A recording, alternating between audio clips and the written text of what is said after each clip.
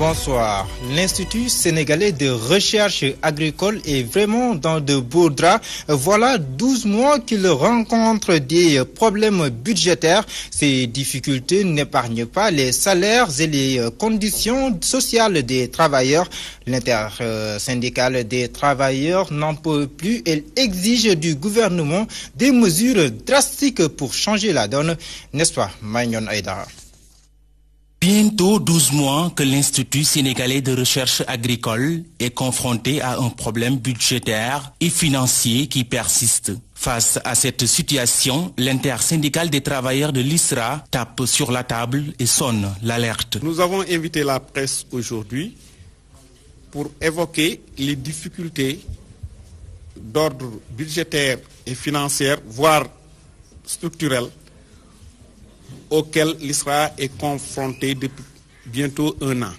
Des difficultés de trésorerie qui vont à coup sûr impacter sur plusieurs aspects. Les salaires sont payés très tardivement, les familles des travailleurs ne sont plus acceptées par les structures sanitaires, il n'y a plus de recrutement de personnel scientifique et technique, et donc c'est une crise.